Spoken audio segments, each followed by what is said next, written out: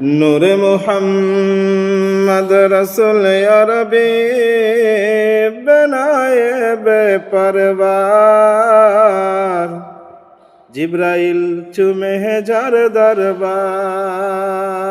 নূরে মুহাম্মদ রসুল আরবি বেনায়ে বেপরবার,